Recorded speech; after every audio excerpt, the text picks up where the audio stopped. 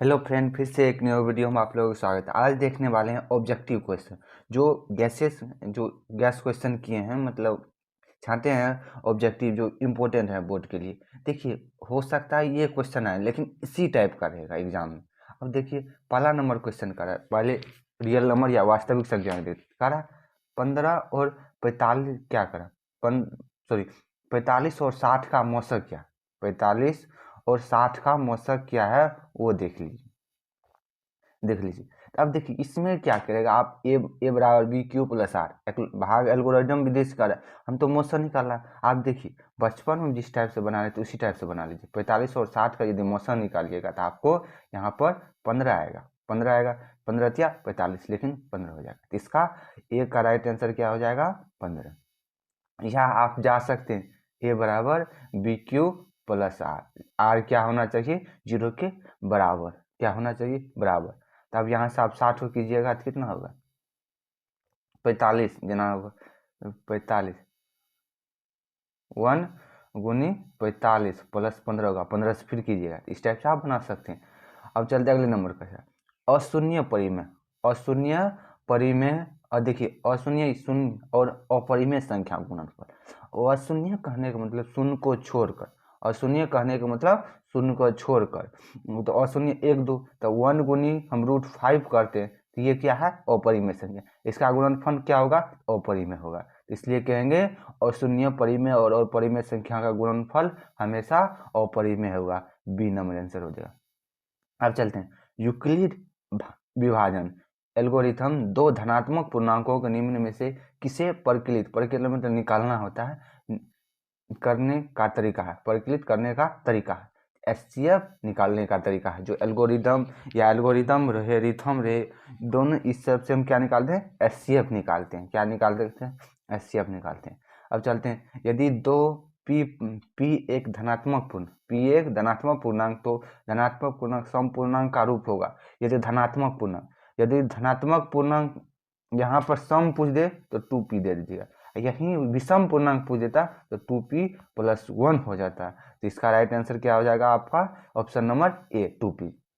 हम चलते अगले नंबर का, दो संख्याओं का गुणनफल क्या हो गया, दो संख्याओं का गुणनफल 21 से 66 है एवं 919 है। तो अब देखिए दो संख्याओं का गुणनफल बराबर होता है 900 गुनी लॉस, यही सूत्र होती है, दो संख्याओं का गुणनफल बराबर 900 गुनी लॉस होती है। अब देखिए दो संख्याओं का गुणनफल इतना है और अब हमको बच गया क्या, एलसीएम। अब देखिए इसको काटिएगा तो 1 आएगा, हाँ फिर 1 114 आ गया, ऑप्शन नंबर सी हो जाए।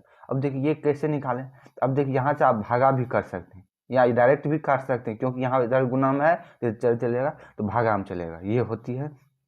तो इसका राइट आंसर हो जाएगा 114। दो संख्या गुणनफल पर क्या होते हैं, 900 गुनी लॉस, क्या होती है, 900 गुनी लॉस।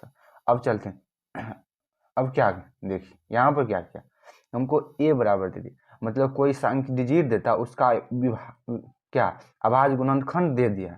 अब हमको लॉसा पूछ रहा है तो इसके लिए क्या करते हैं, जोड़ा लगाते हैं। अब देखिए ए बराबर कितना दे दी, देखिए जोड़ा ही लगाकर बनाते, 5 गुनी 7 हो गया। फिर बी बराबर क्या आ गया, 2 की पावर 3 दे देते हैं, क्योंकि 5 गुनी 7 बाद में बच गया 2। अब देखिए इसको जोड़ा लगा लीजिए, इसको भी जोड़ा लगा लीजिए।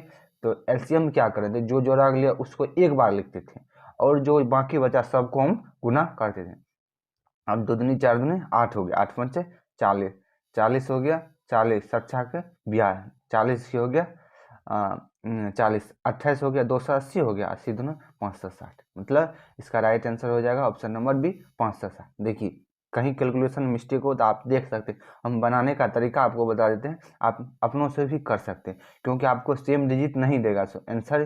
देखिए बदल बदल यदि, और आपका इस मतलब इस सवाल का पीडीएफ में लिंक डिस्क्रिप्शन में लिंक दे देंगे तो आप वहां से भी देख सकते हैं।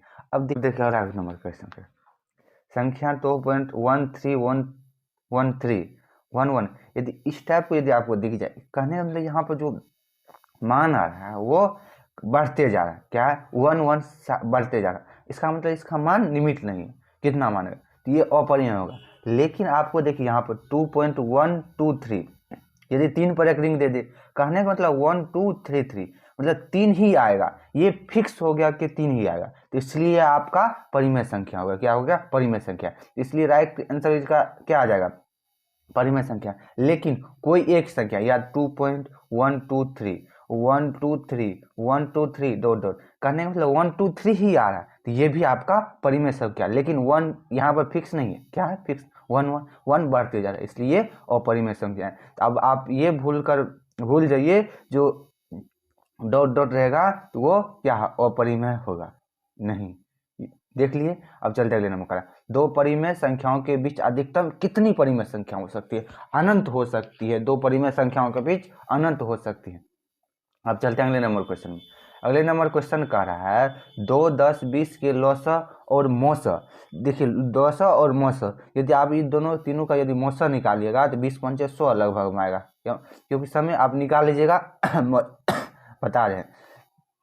और अब देखिए इसका यदि लौसा निकालिएगा 2, मतलब 10:1 आएगा। आप 1:10 नहीं, क्योंकि आप देखिए पहले लौसा दिया, तो पहले लौसा होगा उसके बाद मौसा होगा। इसका राइट आंसर क्या हो जाएगा? ऑप्शन नंबर बी हो जाएगा। अब चलते हैं अगले नंबर क्वेश्चन का। सबसे छोटी भाज्य संख्या। अब देखिए ये भी पूछ सकता है सबसे छोटी भाज्य संख्या क्या होती है, भाज्य संख्या क्या होती है। तो जिसका गुणनखंड 2 से अधिक हो, जिसका गुणनखंड 2 से अधिक हो वो भाज्य संख्या होगा, और जिसका गुणनखंड सिर्फ 2 होगा वो अभाज्य संख्या होगा। अब देखिए 4 क्या है? सबसे छोटी भाज्य संख्या, और 2 सबसे छोटी क्या है?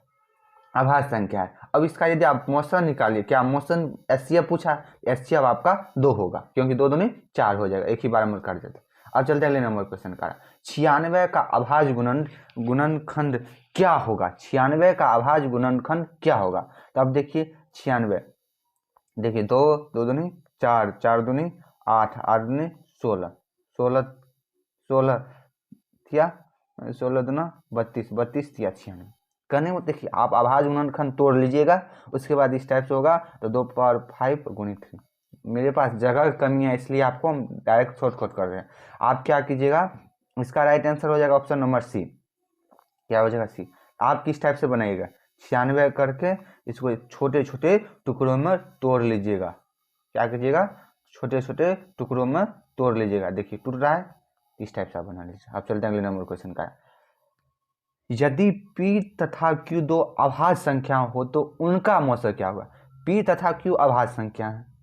अब देखिए अभाज्य संख्या 2, 3 भी अभाज्य संख्या, आप तीनों का मौसा निकालिएगा, पता चल जाएगा एक आएगा। क्या करा? दो अभाज्य संख्या का मौसा पूछा।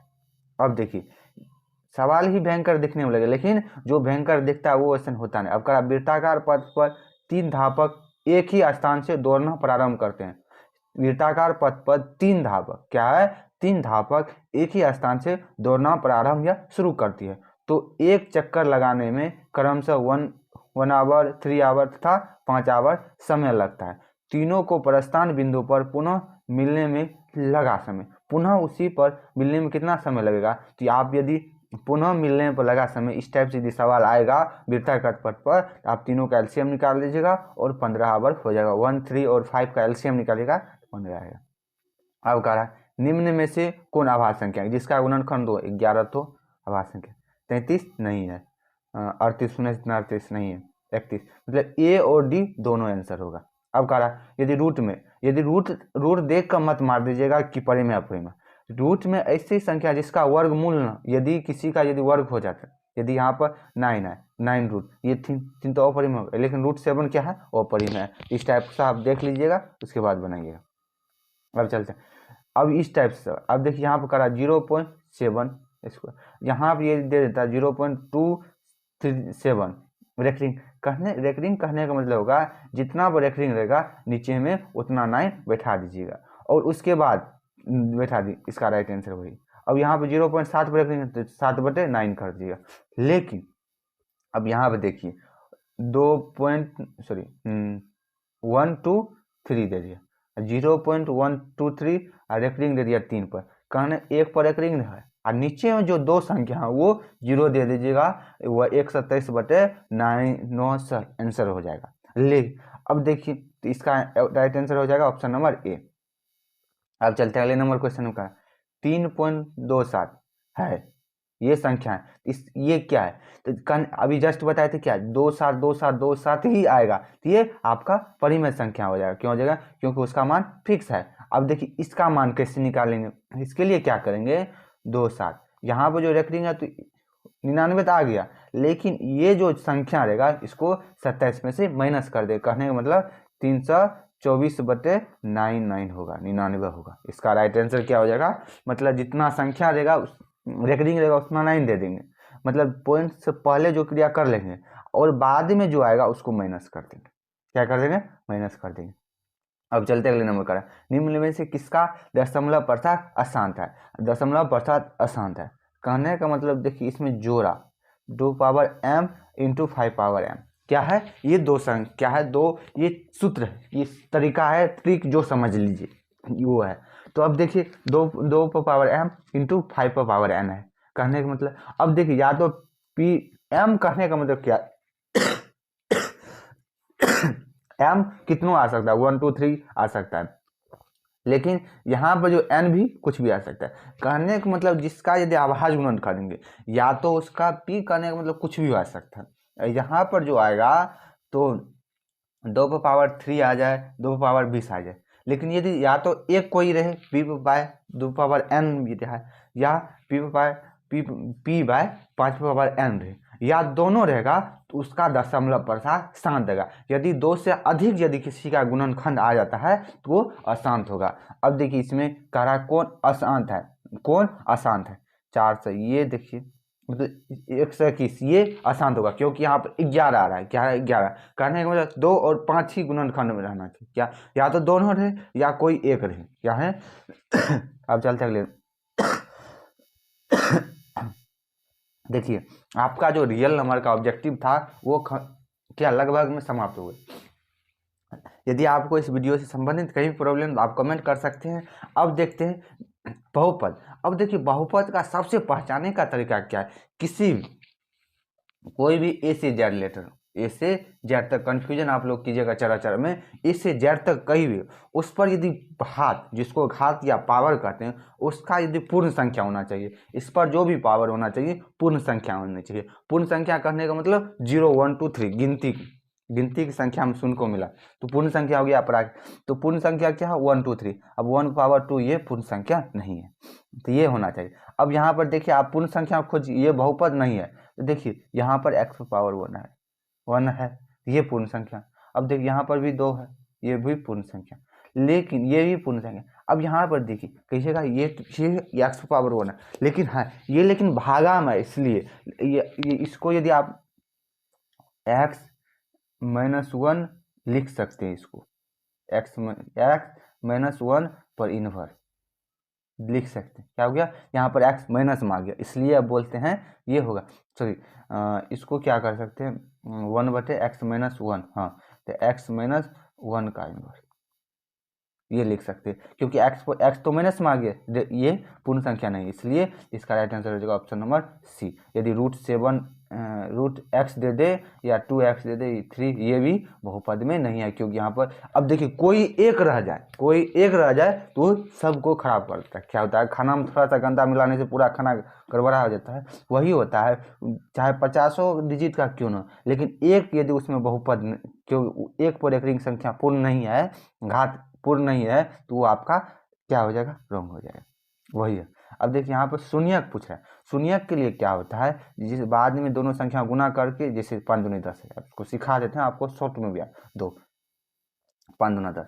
अब देखिए ये दोनों को हमको इस टाइप से फिक्स करना है, दोनों को यदि गुना करेंगे तो हमको 10x² आ गया, तो हम बीच में इसी टाइप से सेट करेंगे। अब देखिए इसको आप सेट कीजिएगा तो 2x माइनस, हम करके बताते हैं, 2x² आप प्लस 2x -5 अब देखिए इसका x + 1 आप सिद्ध कीजिएगा, इसका राइट आंसर हो जाएगा ऑप्शन नंबर बी हो जाएगा। अब चलते अगले नंबर।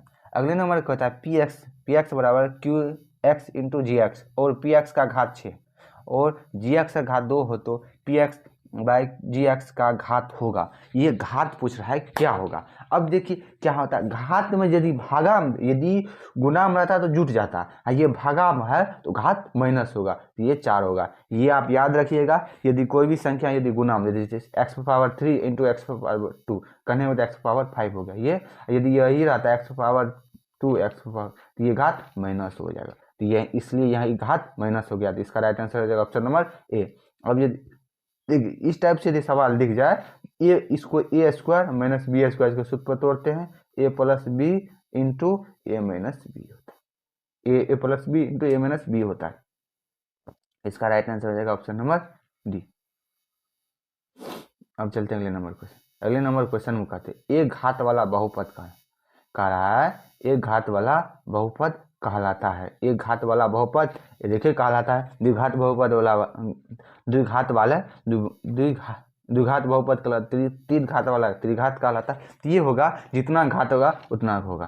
अब चलते हैं अगले नंबर क्वेश्चन। अगले नंबर क्वेश्चन में क्या करें, P x x square minus 5x minus 12 ले लें, P1 का मान, तो आप 1 लगा कर मान कीजिएगा तो आपका आ जाएगा, क्या आ जाएगा, आपका मान निकल जाएगा x1 x 5, मतलब यहाँ पे देखिए -16 आएगा आंसर इसका। अब देख लीजिएगा, अब कह रहा है द्विघात बहुपद का व्यापक रूप है, द्विघात बहुपद का व्यापक रूप, यदि द्विघात बहुपद का व्यापक रूप तो A x x square plus B x plus C, त्रिघात का होगा ए एक्स क्यू, मतलब 2 से 1 1 से 0 आ गया, इसी 3 से 2 2 से 1 कहने का मतलब, और 2 से आ पाए तो एक्स का एक्स हो या वाई हो, शायद ए भी कुछ भी दे सकते हैं, यहाँ पर ए भी आ सकता है, समझिए, लेकिन याद करने के लिए सहूलियत होती है, सवाल में होती है। तो इसका राइट आंसर हो जाएगा ऑप्शन नंबर ए, और ये त्रिघात का है।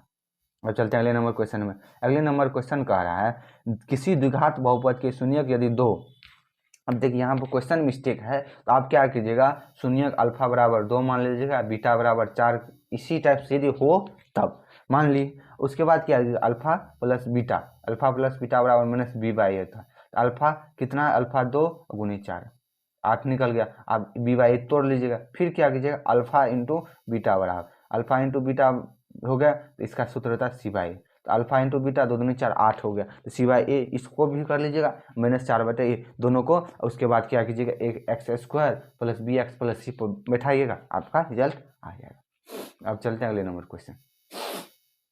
अगले नंबर क्वेश्चन का रहा बहुपद इतना कि शून्यकों का योग पूछता है, कहने का मतलब अल्फा प्लस बीटा पूछ दिया, क्या हो गया, 11/6 आ जाएगा, क्या हो जाएगा, क्योंकि यहाँ पर -11 है वहाँ, इसलिए माइनस यहाँ पर भी है b/a। अब चलते, अब यहाँ पे देखिए सूत्र देख लीजिए, शून्यकों का योग का क्या सूत्र होता है वो देख लीजिए, अल्फा शून्यकों का योग अल्फा बीटा मतलब माइनस बी बाई, शून्यकों का गुणनफल सी बाई माइनस डी बाई, तो ये आप सूत्र देख लीजिएगा। अब चलते हैं अगले नंबर क्वेश्चन। अगले नंबर क्वेश्चन क्या कहा, निम्नलिखित में से किस द्विघात बहुपद के शून्यकों का योग -4 तथा गुणनफल -5 है। अब यहाँ पर देखिए क्या क्या, अल्फा क्या दे दिया, अल्फा प्लस बी -4, अब देखिए इसको सूत्र पर तोड़िएगा माइनस बी बाई ए होता है, करने का मतलब 4 आ गया, 4/1 आ गया, मतलब करने का मतलब a बराबर 1 है। अब क्या करेंगे, यहाँ पर अल्फा इंटू बीटा बराबर दे दिया -5, करने का मतलब c/a। अब देखिए a का मान कितना आ गया 1, b का मान कितना आ गया 4, और c का मान -5। तो अब देखिए a x square B x plus C, मतलब x square 4x x square plus 4x -5 हो जाएगा। अब देखिए जहाँ तो कहीं यहाँ पर माइनस करके यहाँ पर ए नंबर आंसर दे दीजिएगा, क्योंकि यहाँ पर मिस्टेक है, क्या है, एक्स स्क्वायर क्या आ जाएगा, एक्स स्क्वायर प्लस 4x -5 आ जाएगा। देखिए यहाँ जो आंसर कहीं है मिला लीजिएगा। अब चलते अगले नंबर पर, देखिए अब क्या होगा, आपका बहुपद भी खत्म हो गया। अब चलते हैं 2 चर वाले रैखिक समीकरण युग्म। अब देखिए इसके लिए क्या करें, 2 चर में 2 रैखिक समीकरण के आलेख प्रतिच्छेदी रेखाएं हो तो हलों की संख्या प्रतिच्छेदी मतलब एक दूसरे को काट रहा है तो सिर्फ एक हल होगा। अब चलते पहले समझ लेते हैं इसको, कहने का मतलब क्या है, 3 क्या है, देखिए a1/a2 कहने का मतलब यदि दोनों यदि बराबर डज नॉट बराबर रहेगा, जो विरोधी और संगत होगा, यदि तीनों बराबर अनगिनत आश्रित और संपाती होगा, दोनों बरा तीन क्या है, दोनों बराबर है, तीसरा बराबर नहीं है, क्या है, नहीं बराबर, तो कोई हल नहीं होगा, 0 दिन। अब चलते हैं अगले नंबर को। यदि आप इसको देखने के लिए इसका वीडियो डिस्क्रिप्शन दे देंगे, इस संपाति और समांतर के लिए हम समझाएंगे, तो वहाँ से आप ट्रिक भी देख सकते हैं। अब चलते हैं अगले नंबर क्वेश्चन। एग्जाम नज़दीक हो तो आप नहीं देखिएगा, यहीं समझ लीजिएगा, यहीं इसी को देख लीजिएगा।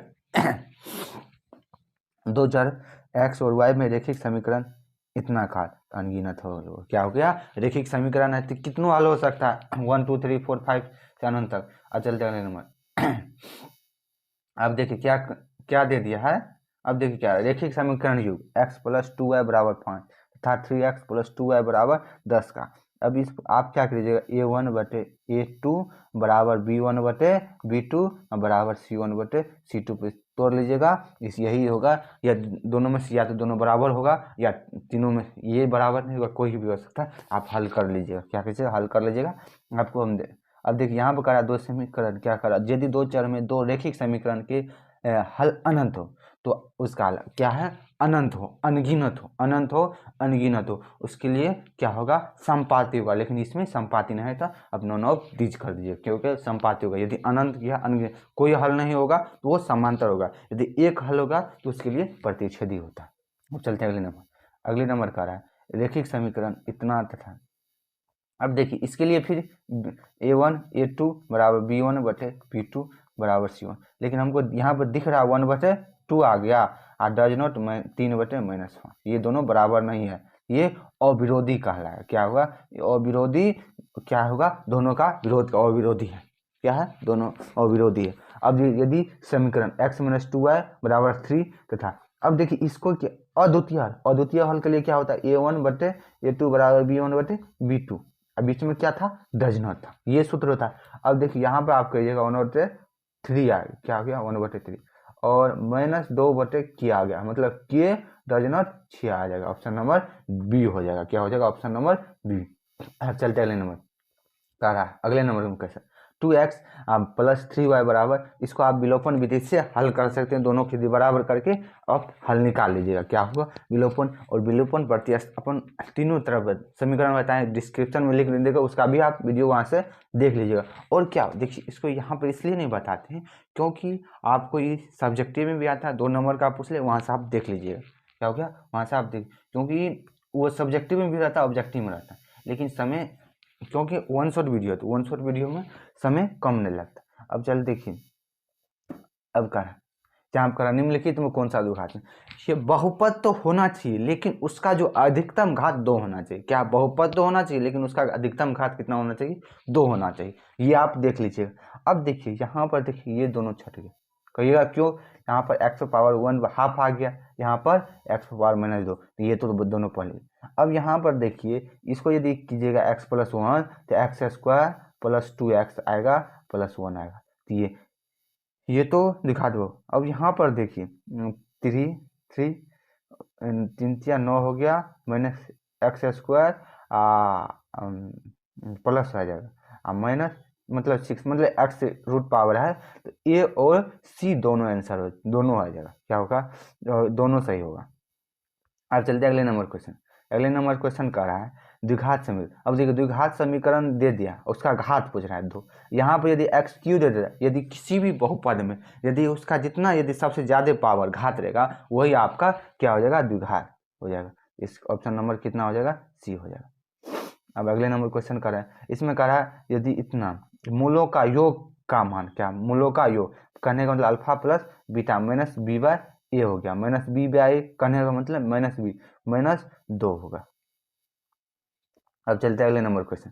अगले नंबर क्वेश्चन क्या करा, द्विघात समीकरण 4x² + 4x बराबर 1 0 के मूलों की परिवृत्ति। अब देखिए मूलों का परिवृत्ति कैसे निकालते हैं, 3 बराबर b² -4ac होता है। इस पर आप बैठाइएगा, यदि जिसका मान यदि d बराबर 0 आ गया उसका बराबर वास्तविक मान होता है, d यदि 0 से यदि बड़ा रहेगा d तो उसका वास्तविक एवं असमान मान होगा, इसके लिए सूत्र रहता है। तो पहले हम इसको समझ लेते हैं क्या होता है, इसको समझ देखिए b² - 4ac को हम d लिखते हैं, क्या है d।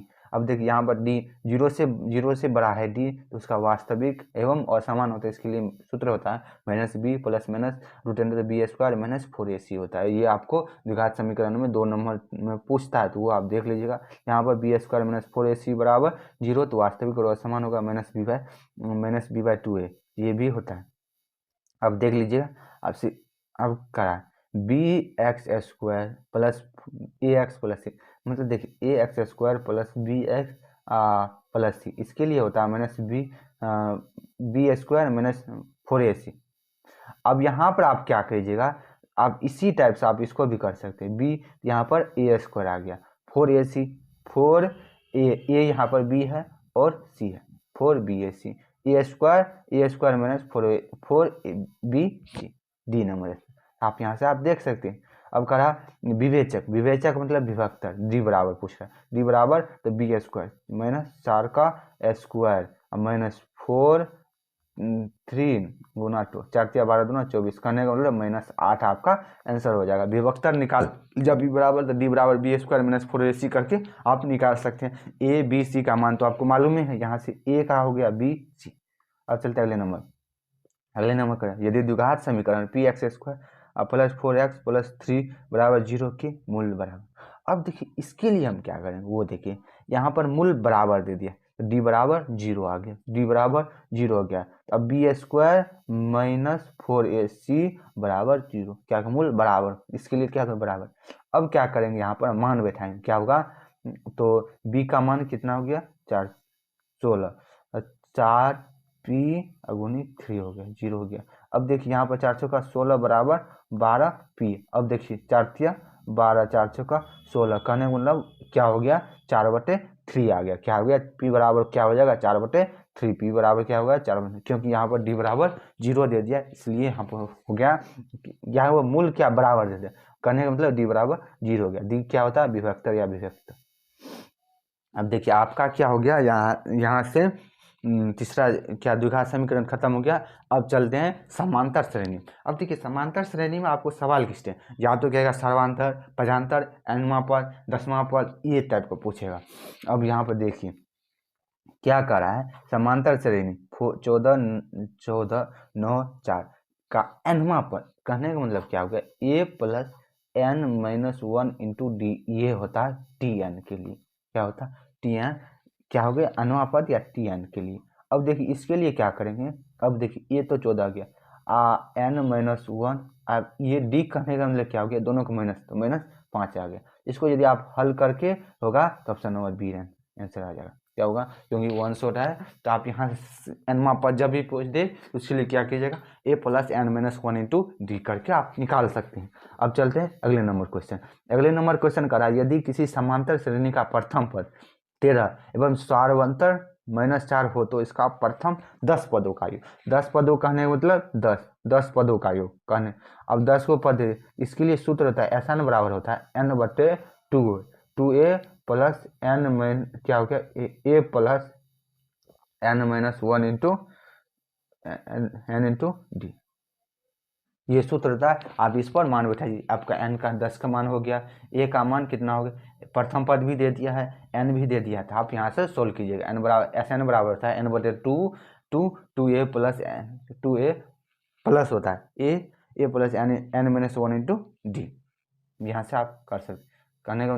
देखिए a प्लस क्या होता है n माइनस 1 इंटू डी होता है, ये सूत्र होता है। इससे पहले क्या किया, n/2 लगा, n/2 2a लगा, 2a प्लस, आप यहाँ से इतना बढ़ाया। अब चलते हैं अगले नंबर क्वेश्चन में।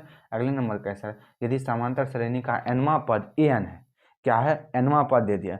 अब देखिए यहाँ पर a और n का, अब करा a7 के लिए क्या करता है a प्लस 6d, अब 6d ad, अब हमको ऊपर वाले दे दिया, तो अब यहाँ से आप क्या कीजिएगा, इसको तोड़ लीजिएगा तो ये है ना ए और डी का मान निकल जाएगा। अब तोड़ेंगे कैसे वो, क्योंकि ये सवाल आपको थोड़ा दिख रहा है। अब देखिए क्या करेंगे ए एन दे दी,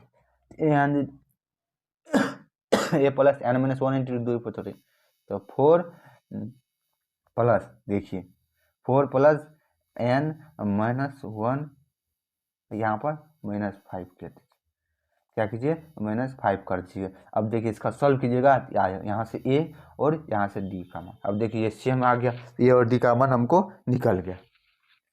तो क्या हो जाएगा, अब यहाँ से आप सॉल्व कर सकते हैं। अब चलते हैं यहाँ पर सारबंध दे दिया ए एन। अब देखिए इसके लिए सारबंतर दे दिया।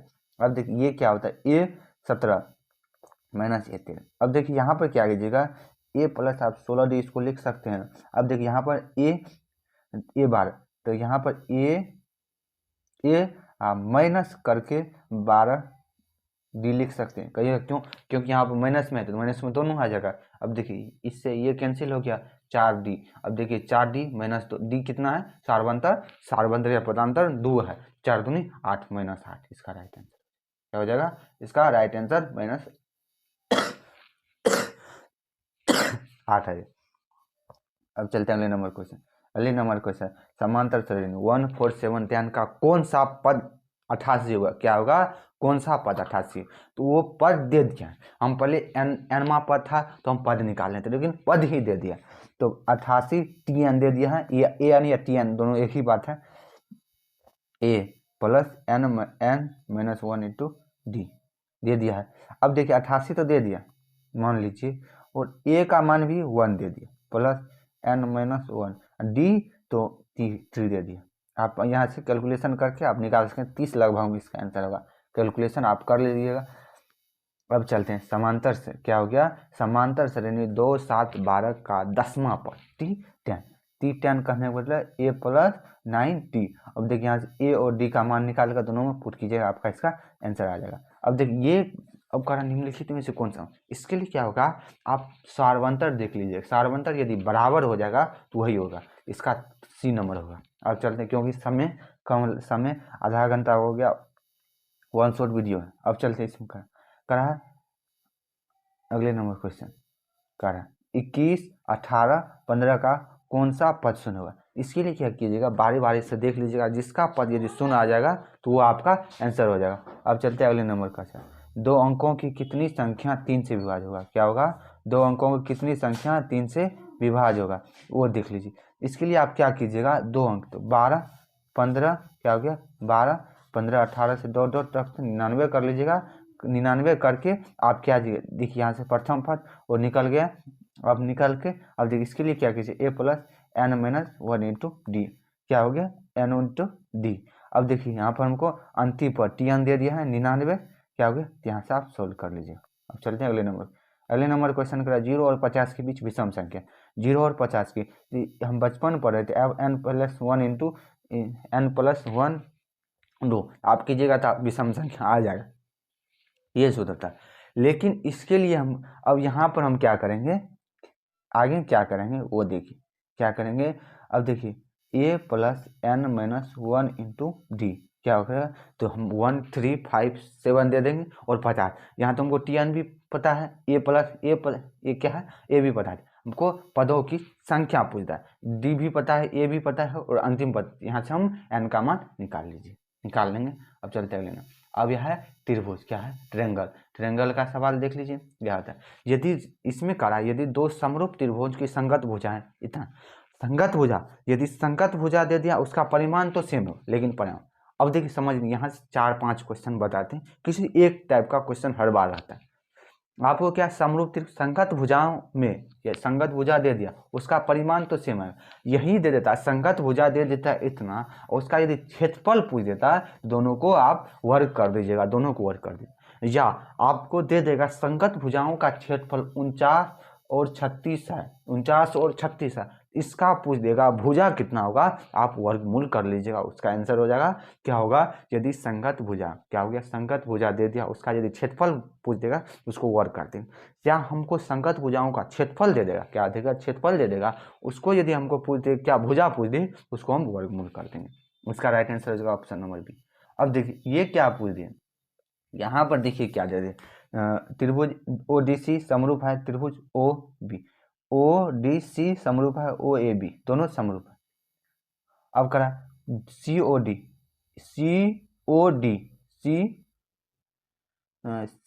CDO, हाँ बीच में 70 है, BOC मतलब यहाँ पे 5 115 डिग्री। अब कह रहा है डी ओ सी ये वाला कोण। अब देखिए ये सिंपल क्या करेंगे, ये 180 डिग्री है, हमको एक कोण दे दिया है 115 डिग्री, तो क्या 180 में से 15 कर देंगे तो वहाँ पर आपको 65 आएगा। क्या होगा, क्योंकि सिंपल है, क्या होगा, सिंपल है। अब देखिए सभी वर्ग होते हैं, अब देखिए सभी वर्ग का बात कर ले, सभी वर्ग पूछ दिया समरूप, यदि दो समान वर्ग पूछ देगा तो वो सर्वांशम होगा। और यहाँ से एक बात ये भी स्पष्ट होती है, क्या होती है, सभी सर्वांशम समरूप हो सकता है, सभी सर्वांशम समरूप हो सकता है, लेकिन सभी समरूप सर्वांशम नहीं होगा। तो आज के लिए इतनी। यदि आपको इस वीडियो से संबंधित कहीं प्रॉब्लम कमेंट कर सकते हैं। तो आगे निर्देशांक, ज्यामिति, योगा, तो त्रिभुज का कुछ सवाल लेंगे। तो आज के लिए इतने, फिर मिलते हैं अगले वीडियो में, तब तक के लिए बाय बाय, टेक केयर, स्वस्थ रहिए, मस्त रहिए।